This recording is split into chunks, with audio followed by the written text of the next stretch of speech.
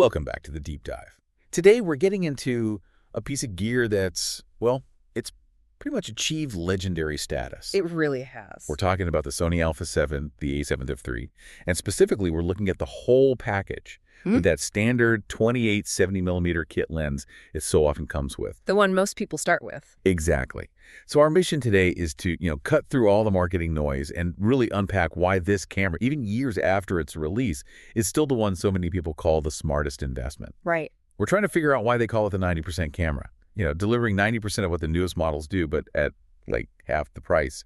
It's a shortcut to understanding what real value looks like in tech. And that's a perfect way to frame it. The A7 III, it completely redefined what an entry-level, full-frame mirrorless camera could be. And the key thing for you, the learner, is to get the balance it struck. It was this really careful engineering trade-off. They married a world-class sensor and autofocus system with just enough cost saving in other areas to make it accessible. The perfect hybrid shooter's tool, then. It is the ultimate tool for that hybrid shooter who needs top-tier performance but, can't max out their budget. Okay, let's start with the basics, the foundation, the feel of it. If you're going to be holding this thing for hours, ergonomics are huge.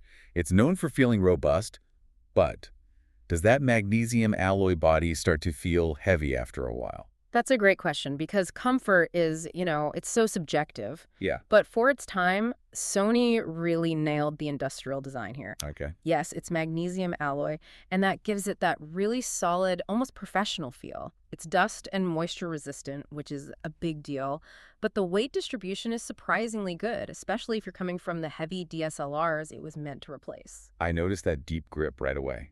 It sounds like a small detail, but when you're putting a big lens on a full-frame body, that's critical. It is absolutely critical. That deep grip gives you so much security for steady handling, and that translates directly into sharper photos and much smoother handheld video. So they learned from their earlier models. They definitely learned from the earlier, much smaller A7 bodies where the tiny grip was a huge complaint.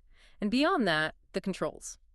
They're just intuitively placed. If you're coming from a DSLR, the layout feels familiar enough that you're not hunting for buttons. You just shoot. All right, let's move from the body to the heart of the camera. The sensor. A 24.2 megapixel full frame, Exmor R. We hear that term all the time. Yep. What does that R actually unlock for a user? The R is everything. It's so important. Back illumination, which is what it stands for, basically means they moved all the wiring from the front of the sensor to the back. Okay, so it gets it out of the way. Exactly. It gets it out of the way so more light can actually hit the pixels. And this isn't just a small improvement. It fundamentally changes how efficiently the camera gathers light. So what's the benefit for me, the shooter? The biggest benefit for you is dynamic range. Let's say you're shooting a sunset. You have a super bright sky and really dark shadows in the foreground. A classic tricky shot. A very tricky shot. That sensor holds on to so much more detail in both the brightest highlights and the deepest shadows. So when you get into editing, you have this incredible flexibility to recover details without getting all that ugly noise or weird color shifts. It's a hallmark of a professional image. Okay, so the sensor is the foundation. Let's talk about the feature the A7 III is truly famous for. Okay. Its performance when things get difficult. Specifically, in low light. How does it keep images so clean when you have to crank the ISO way up? It's a mix of that really efficient sensor design we just talked about and some very sophisticated noise reduction processing inside the camera. The A7 III just has stellar low-light performance. It gives you usable images in conditions where, frankly, other cameras at this price point would just fall apart into a noisy mess. And its native ISO range is huge. It's vast. Yeah. And crucially, that amazing low-light ability is what often makes up for one of the weaknesses of the kit lens itself. Right, that's the key connection, because that 28 70mm lens, it's not very fast aperture-wise. Exactly. When you're forced to shoot indoors or at night with that lens, say at f5.6, you have to use a higher ISO to get a shutter speed fast enough to avoid motion blur. Or everything's a blurry mess. Right. The A7 III's clean performance lets you bump that ISO to 6400 or even 12800 without completely ruining the shot. It turns a slow lens into a tool you can actually use in the dark. Okay, let's tackle the other technical beast, the autofocus. A great sensor is useless if the camera can't focus. We know the specs are wild: 693 phase detect points, 425 contrast detect points. But what does that giant grid of focus points actually mean for tracking something unpredictable? It means two things: speed and consistency.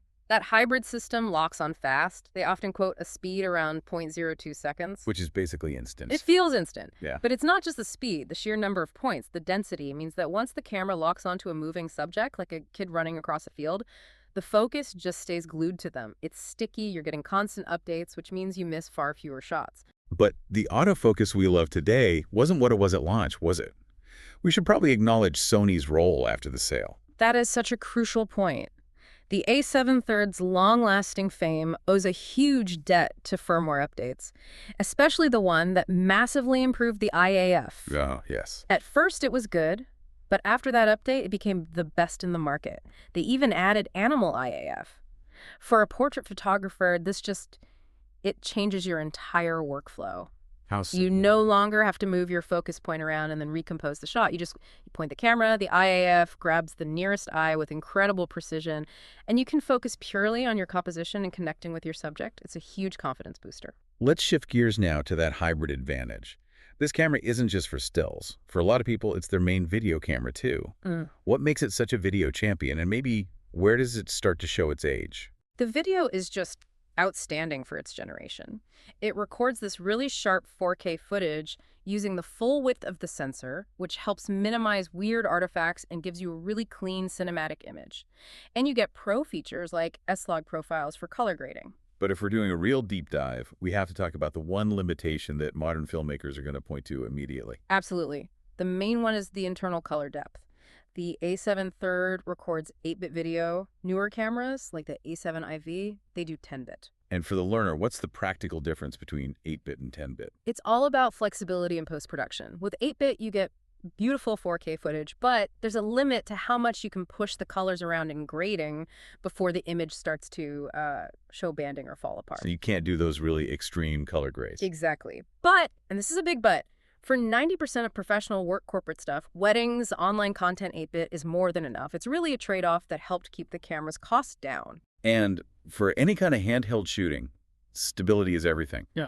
How good is that 5-axis in-body stabilization, the IBS, for video? The IBS is fantastic. I'd say it's one of the most underrated features of the whole camera. It physically moves the sensor to cancel out your jitters. This means you can get usable, stable footage even when you're walking or when you're using a lens that doesn't have its own stabilization. That's a huge deal. It is. It just opens up so many possibilities for handheld shooting, vlogging, documentary work. It makes it all genuinely manageable without a big rig. Okay, let's circle back to that specific lens we mentioned, the 28-70mm kit lens.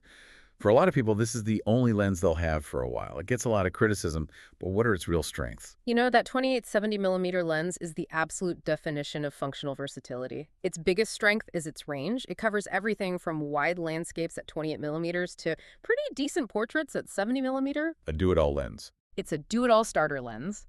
And it has optical steady shot, the OSS, which works together with the camera's IBIS. So you're getting a double stabilization benefit, which is super helpful at that 70mm end. And the weakness is, as we said, the aperture. The weakness is that variable aperture, yes. It gets slower as you zoom in, meaning less light gets in, and you can't get that super blurry background like you can with a Pro f2.8 zoom. But its sharpness is actually pretty respectable. It's a good starting point. It's the perfect, affordable starting point. It lets you experience full-frame quality across a useful range without having to immediately drop another $1,500 on a G-Master lens. It's the learn-on lens. You use it to figure out what you actually like to shoot. Precisely. It's a diagnostic tool that comes in the box. Right. Last section. Let's talk about practical endurance, the user experience. And let's start with one of its biggest wins. Battery life. This was a nightmare for early mirrorless cameras. Oh, this is where Sony made a monumental leap forward.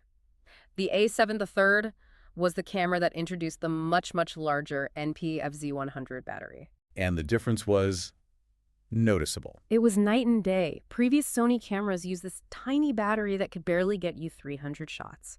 The FZ100 and the A7 III easily gets you 600 or 700 shots, sometimes even more. Wow. It completely changed the game for mirrorless. You went from needing like 4 batteries for a day's shoot to maybe just needing 1 spare, just in case.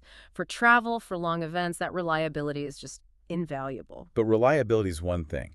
We can't ignore the areas where the camera does show its age.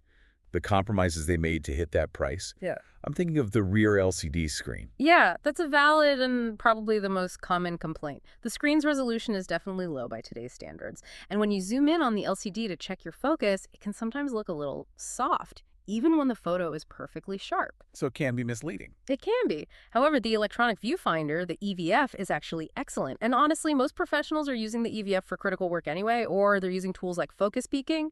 So yeah, the screen is a drawback, but it's a manageable one that kept the camera affordable. And we have to mention the old Sony menu system. It's a maze. It is complex, yeah. The A7 there uses that older menu structure that Sony has thankfully streamlined since. It's not very organized. But once you take the time to set up your custom function buttons and the My Menu page with all your go-to settings, you almost never have to dive deep into the main menu again. So a bit of a learning curve up front. A bit of a curve, but it doesn't slow you down in the day-to-day once it's set up. So if we bring this all together, what's the final value proposition here for someone looking to really step up their creative work right now? I think it comes down to investing in core performance. The image quality, the ability to track a moving subject, the strong video features. This camera is going to be highly capable for years to come. So it's that trinity of features. Great sensor, amazing autofocus, and a battery that actually lasts all day. It's the smart choice for someone moving up from a crop sensor camera who wants professional results without that flagship price tag. Exactly. You get everything you truly need for modern creative work, even when you consider the trade-offs, like the 8-bit video or the older screen. It's an investment in your creativity that grows with you. All right, so here's our final thought for you to chew on.